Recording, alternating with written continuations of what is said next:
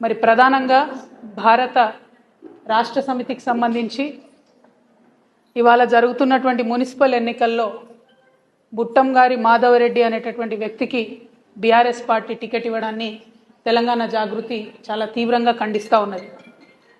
బీసీల కోసం 42% ఏదైతే సాధించాలి రిజర్వేషన్లు రాజకీయంగా విద్యాపరంగా అనేటటువంటి అంశాల మీద, ఉద్యోగాలలో అనే అంశాల మీద తెలంగాణ జాగృతి గత 2.5 సంవత్సరాలుగా మడమతిప్పని పోరాటాలు చేస్తున్న విషయం ప్రజలందరికీ తెలిసిందే.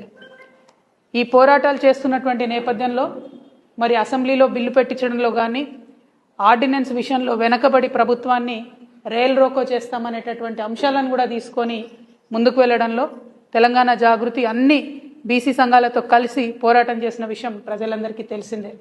మరి మేమందరం కూడా కలిసి చేసినటువంటి పోరాటాల ఫలితంగా 42% బిల్లులు పెట్టి ఆ తర్వాత ప్రభుత్వం ఒక గవర్నమెంట్ ఆర్డర్ కూడా తీసుకొని రావడం జరిగింది.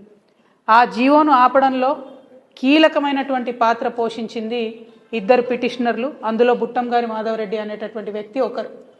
మరి ఆ పిటిషనర్ని ఇవాళ బీఆర్ఎస్ పార్టీ బాజాప్తా టికెట్ ఇవ్వడము మున్సిపల్ ఎన్నికలలో అంటే బీఆర్ఎస్ పార్టీ మరి ఆ కేసు వేయించిందా, లేకపోతే బీఆర్ఎస్ పార్టీ బీసీలకు వ్యతిరేకమా, లేకపోతే బీఆర్ఎస్ పార్టీ 42% బీసీలకు రిజర్వేషన్ ఇవ్వడాన్ని కంప్లీట్గా వ్యతిరేకిస్తుందా అన్న విషయం మాత్రం ఆ పార్టీ స్పష్టం చేయాల్సిందిగా తెలంగాణ జాగృతి నుండి మేము డిమాండ్ చేస్తూ ఉన్నాం.